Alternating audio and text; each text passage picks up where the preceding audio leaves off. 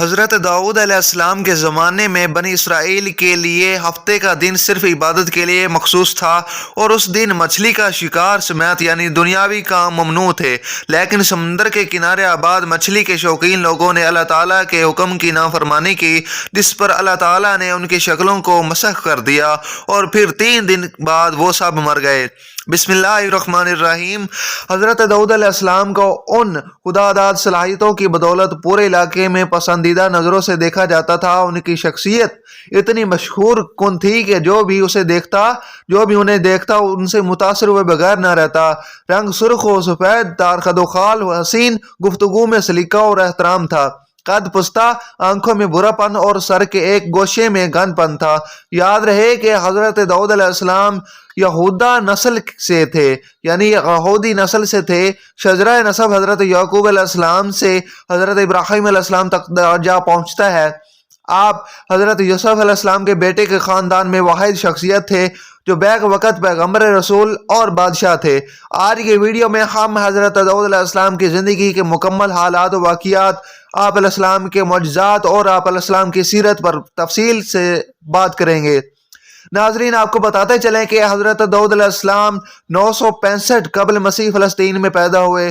آپ علیہ السلام حضرت ابراہیم علیہ السلام کی نسل میں سے تھے۔ محمد بن اسحاق رضی اللہ تعالیٰ عنہ حضرت وہاب بن عنبر رضی اللہ تعالیٰ عنہ کے حوالے سے تحریر کرتے ہیں کہ حضرت داؤد علیہ السلام پستہ قد تھے، آنکھیں نیلے تھیں، جسم پر بال بہت کم تھے، چہرے سے پاکیزگی جھلکتی تھی، نہایت ہمدرد، کا بھی بہادر اور لیڈر ہونے کے ساتھ ساتھ حکمرانی اور فیصلہ کرنے کی قوت تحفہ خداوندی میں ملی تھی۔ حضرت داؤد علیہ السلام سے قبل بنی اسرائیل میں نبوت لاوا پن یعنی یعقوب علیہ السلام میں چلی آ رہی تھی، جبکہ بادشاہ دوسرے خاندان یہودا بن یعقوب میں سے تھے۔ لیکن اللہ رب العزت نے پہلی مرتبہ دونوں اعزازات ایک ہی شخصیت میں جمع فرما دیے۔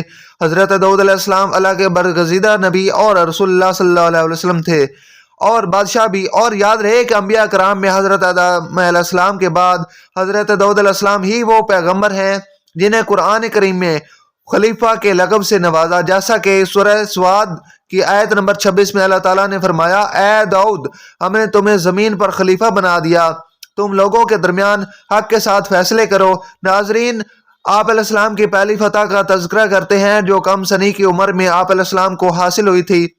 کہتے ہیں قوم عمالی کا ظالم الزام بادشاہ جالوت کی فوج کے مقابلے میں صفِ آرا بنی اسرائیل کے بادشاہ حضرت طالوت کے لشکر میں ایک کم عمر نوجوان بھی اپنے خلیل کے ساتھ شامل تھا، کیونکہ نوعمر ہونے کی وجہ سے اسے اسلحہ نہیں دیا گیا تھا۔ جالوت جسم کو سامان حرب سے سجائے نہایت رونق اور تکبر سے شاہی سواری پر بیٹھا اہل ایمان کو دعوت مبارک یعنی دے رہا تھا۔ ابھی بنی اسرائیل کا یہ چھوٹا سا لشکر کوئی فیصلہ بھی نہ کر پایا تھا کہ اچانک ان کی صفوں میں موجود کم عمر نوجوان عقاب جیسی برق رفتاری سے باہر نکلا اور جالوت کے سامنے پہنچ کر اسے للکارنے لگا۔ گوشت کے پہاڑ یمن شاہین اور طویل القامات جن جالوت میں حیرت کے ساتھ نوجوان کو دیکھا تو حقارت سے بولا، میری آنکھوں کے سامنے سے دور ہو جا، میں تجھے قتل نہیں کرنا چاہتا۔ خوف نوجوان نے بادشاہ کی آنکھوں میں آنکھیں ڈال کر گرجدار آواز میں جواب دیا، لیکن تجھے قتل کرنا مجھے پسند ہے۔ پھر فرق پر چمکتے یعنی سورج کی تیز روشنی میں ارض و سماں ایک حیرت انگیز منظر دیکھا۔ نوجوان کے غلیل سے گولی کی طرح نکلے پتھر سے جالوت کا متکبر سر پاش ہو چکا تھا اور اس کا طاقتور جسم زمین پر اوندے منہ پڑا تھا۔ اب اس طرح اچانک ہوا کہ جالوت کی اسلحے سے لیس فوج کو سنبھلنے کا موقع ہی نہ ملا اور وہ بدحواس ہو کر بھاگ کھڑی ہوئی۔ یہ نوجوان ایک چرواہا تھا جو سارا دن جنگل میں بکریاں چرایا کرتا تھا اور غلیل سے بکریوں کے قریب آنے والے درندوں کو مار بھگاتا تھا، لیکن قدرت نے تو اس کے لیے بڑے فیصلے کر رکھے تھے۔ اللہ تعالیٰ نے پہلے اسے بنی اسرائیل کا بادشاہ بنایا اور پھر اسے نبوت اور رسالت کے عظیم منصب پر فائز فرمایا، جیسا کہ سورہ بقرہ کی آیت نمبر 251 میں اللہ تعالیٰ نے ارشاد فرمایا، وہ قتل کر ڈالا اور اللہ نے ان کے بادشاہی اور دانائی بخشی اور جن جن چیزوں کا چاہا انہیں علم دیا۔ ناظرین، معلوم ہوا کہ وہ نوجوان حضرت داؤد علیہ السلام تھے۔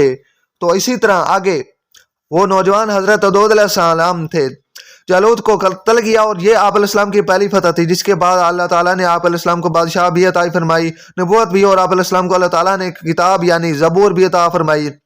جیسا کہ قرآن کریم کی سورہ بنی اسرائیل کی آیت نمبر 163 میں اللہ تعالیٰ نے ارشاد فرمایا، اور ہم نے بعض پیغمبروں کو بعض پر فضیلت بخشی اور داؤد کو زبور عنایت کی، اور سورہ نساء میں ارشاد فرمایا، ارشاد باری تعالیٰ ہے، اور ہم نے داؤد کو زبور بھی عنایت کی تھی۔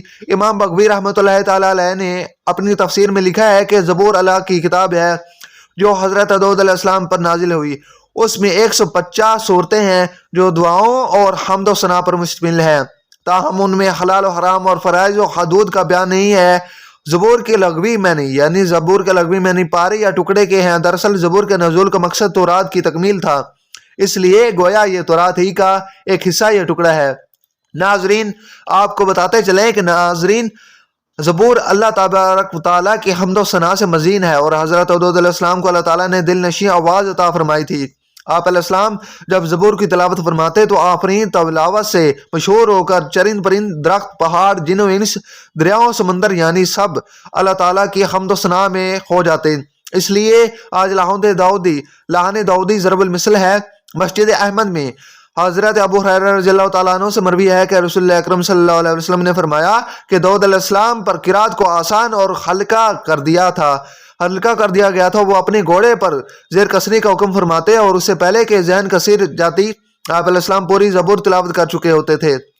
حضور نبی کریم صلی اللہ علیہ وآلہ وسلم جب حضرت موسیٰ اشعری رحمۃ اللہ تعالیٰ علیہ یعنی حضرت موسیٰ اشعری رضی اللہ تعالیٰ عنہ کی تلاوت قرآن سنتے تو فرماتے، ابو موسیٰ کو اللہ نے داؤدی عطا فرمایا ہے، داؤدی آواز عطا فرمائی ہے۔ ناظرین، آپ کو بتاتے چلیں کہ قرآن کریم تینوں سورتیں مبارکہ، سورہ مبارکہ سورہ بقرہ، سورہ نساء، سورہ مائدہ، سورہ انعام، سورہ عصر اور سورہ انبیاء، سورہ قبا، اور اس کے بعد سورہ کاف یعنی سورہ قبا، سورہ سواد میں 16 مقامات پر سب داؤد علیہ السلام کا ذکر ہے۔ بعض صورتوں میں تفصیل سے اور بعض میں مختصر طور پر ان کے حالات و واقعات بیان کیے گئے ہیں، جبکہ ان پر نازل کردہ کتاب زبور کا 3 صورتوں میں ذکر ہے۔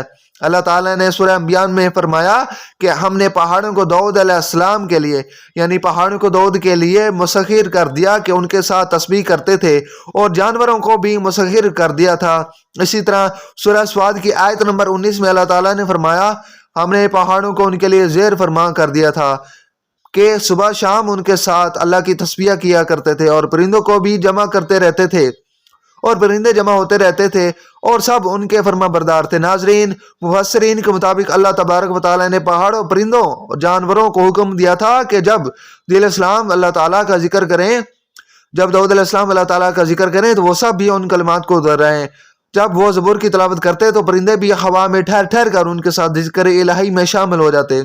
اسی طرح پہاڑ، شجر اور دیگر جانور بھی ان کے ساتھ اللہ تعالیٰ کی تسبیح کرتے۔ اللہ رب العزت نے پتھروں، درختوں میں بھی ایک طرح کی زندگی رکھی ہے، یہ الگ پتھروں میں بھی درختوں میں بھی ایک طرح کی زندگی رکھی ہے، یہ الگ بات ہے کہ ہمیں ان کا شعور نہیں۔ بنی اسرائیل میں ہے کہ 100 آسمان اور زمین جو بھی ان میں ہے وہ سب اسی کی تسبیح کر رہے ہیں، ایسی کوئی چیز نہیں جو اسے پاکیزگی اور تعریف کے ساتھ یاد نہ کرتی ہوں۔ یہ صحیح ہے کہ پھر تم اس کی تسبیح کو سمجھ نہیں سکتے۔ ناظرین، یہ آپ علیہ السلام کا ایک عظیم معجزہ تھا کہ ہر چیز آپ کے ساتھ مل کر اللہ کی تسبیح کرتی تھی، اور اس کے علاوہ بھی اللہ نے آپ کو معجزات عطا کر رکھے تھے۔ اللہ تبارک و تعالیٰ نے حضرت داؤد علیہ السلام کو دوسرا معجزہ یہ عطا فرمایا تھا کہ لوہے کو ان کے لیے موم کی طرح نرم فرما دیا تھا، جیسا کہ سورہ سبا کی آیت نمبر 10 اور 11 میں اللہ تعالیٰ نے ارشاد فرمایا، اور ان کے لیے ہم نے لوہے کو نرم کر دیا کہ کشادہ زریں بناؤ اور کڑیوں کو اندازے سے جوڑو اور نیک عمل کرو۔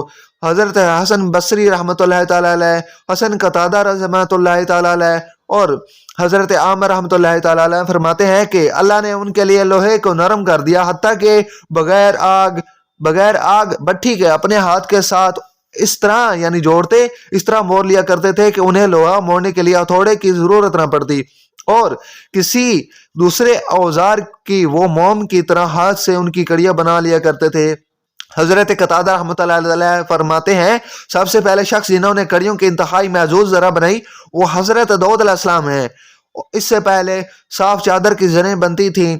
ابن شوزم رحمۃ اللہ علیہ فرماتے ہیں کہ آپ علیہ السلام دن میں ایک ذرہ بنا لیا کرتے تھے جو 600 درہم میں فروخت ہوا کرتی تھی۔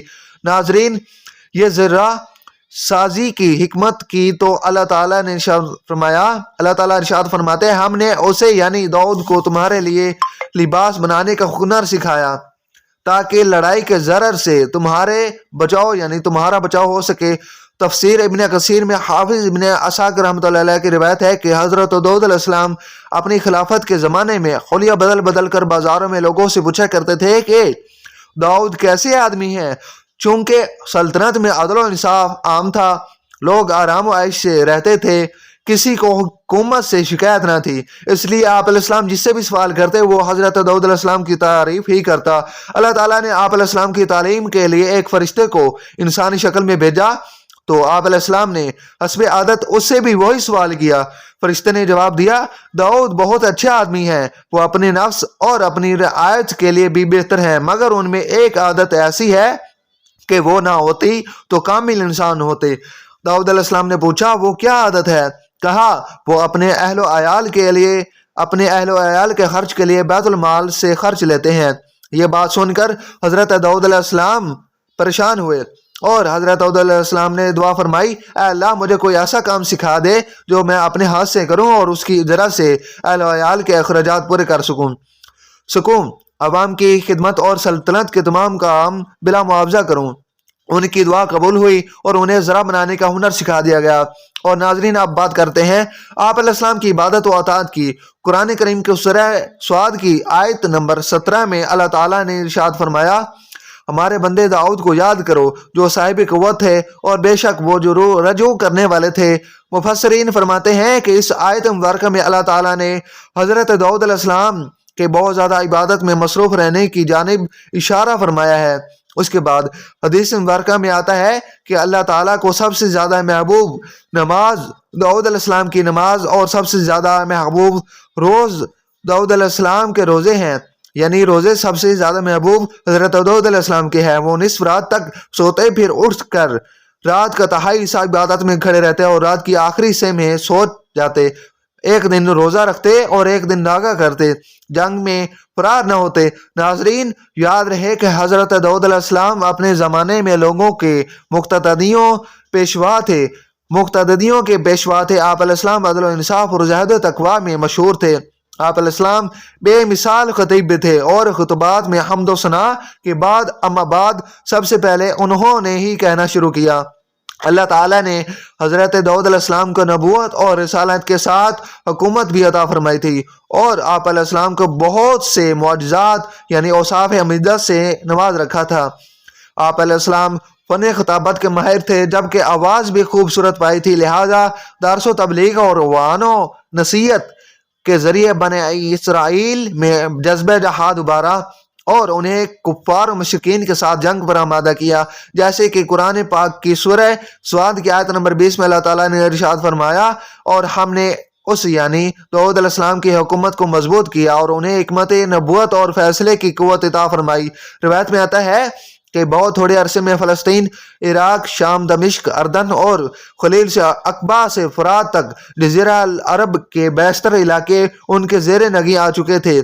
ناظرین، اب بات کرتے ہیں بنی اسرائیل پر اللہ کے عذاب کی، جو نافرمان بندر خنزیر بن گئے۔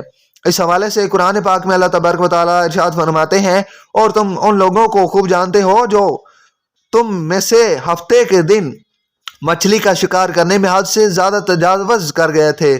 ہم نے ان سے کہا ذلیل و خوار بندر بن جاؤ۔ ناظرین، مفسرین کے مطابق سورہ مخص یعنی ان کی صورت مسخ ہو گئی تھی۔ یہ واقعہ حضرت داؤد علیہ السلام کے زمانے میں پیش آیا۔ بنی اسرائیل کے لیے ہفتے کا دن صرف عبادت کے لیے مخصوص تھا اور اس دن مچھلی کا شکار سمیت دنیاوی کام ممنوع تھے، لیکن سمندر کے کنارے آباد مچھلی کے شوقین ان لوگوں نے حکمت یعنی اللہ تعالیٰ کے حکم کی نافرمانی کی، جس پر اللہ تعالیٰ نے ان کی شکلوں کو مسخ کر دیا اور اس کے بعد سب لوگ مر گئے۔ 3 دنوں کے بعد سب لوگ مر گئے۔ تفسیر قرطبی نہایت یہود نے شروع میں تو مچھلیاں پکڑی، پھر عام طور پر شکار کھیلنے لگے تو ان میں 2 جماعتیں ہو گئیں۔ ایک جماعت میں علماء کرام تھے جو ان کو اس کام سے روکتے تھے، جبکہ دوسری جماعت نافرمان افراد پر مشتمل تھی۔ پھر بستی کے بھی دو حصے کر لیے گئے اور ان کے باہمی تعلقات منقطع ہو گئے، یہ نہیں ٹوٹ گئے۔ ایک روز محسوس ہوا کہ جس حصے میں نافرمان رہتے تھے وہاں بالکل سناٹا ہے، خاموشی ہے۔ جب وہاں جا کر دیکھا گیا تو وہاں رہنے والوں کی صورتیں مسخ ہو چکی تھیں، یعنی ان کی شکل صورتیں بدل چکی تھیں۔ حضرت قتادہ رحمۃ اللہ علیہ فرماتے ہیں کہ ان کو جوان بندر اور بوڑھے خنزیر بنا دیے گئے، مگر وہ اپنے رشتہ دار انسانوں کو پہچانتے تھے اور ان کے قریب آ کر ہوتے تھے۔ یہاں پر ایک بات جو سمجھنا ضروری ہے کہ وہ یہ ہے کہ مسخ قوم کی نسل نہیں چلا کرتی تھی۔ اسی والے سے حضرت عبداللہ بن مسعود رضی اللہ تعالیٰ عنہ سے روایت ہے، یعنی صحیح مسلم میں منقول ہے کہ بعض لوگوں نے اپنے زمانے کے بندروں اور خنزیروں کے بارے میں حضرت محمد مصطفیٰ صلی اللہ علیہ وسلم سے دریافت کیا، یہ وہی بندر کی شکلیں والے یہودی ہیں؟ آپ صلی اللہ علیہ وسلم نے فرمایا، اللہ تعالیٰ جب کسی قوم میں مسخ صورت کا عذاب نازل کرتے ہیں تو ان کی نسل نہیں چلتی بلکہ چند روز میں ہلاک ہو کر ختم ہو جاتے ہیں۔ بندر پہلے ہی سے موجود تھے۔ اور ناظرین اب بات کرتے ہیں حضرت داؤد علیہ السلام کے وصال کے بارے میں۔ روایت کے مطابق حضرت داؤد علیہ السلام نے 100 سال کی عمر میں وفات پائی۔ آپ علیہ السلام نے وسیع و اعلیٰ سلطنت پر 40 سال حکومت کی، جیسا کہ حضرت ابن عباس رضی اللہ تعالیٰ عنہ سے مروی ہے کہ حضرت داؤد علیہ السلام ہفتے کے دن اچانک وفات پا گئے اور پرندوں کی ٹکڑیاں ابر کی طرح ان پر سایہ مگن تھے۔ آپ علیہ السلام کے جنازے میں شریک صرف یعنی علماء کرام کی تعداد 40,000 تھے، جبکہ عوام الناس کی کثیر تعداد اس کے علاوہ تھی۔ بنی اسرائیل میں حضرت موسیٰ علیہ السلام اور حضرت ہارون علیہ السلام کی وفات کے بعد اس قدر رنج و غم کسی اور کی وفات پر نہ ہوا۔ اللہ تعالیٰ دین حق پر چلنے کی توفیق عطا فرمائے اور ہمیں نیکوکاروں میں شامل کریں، آمین۔ ناظرین اگر آپ کو ہماری یہ ویڈیو اچھی لگی ہے تو ہمارے چینل کو سبسکرائب کریں۔ اللہ حافظ۔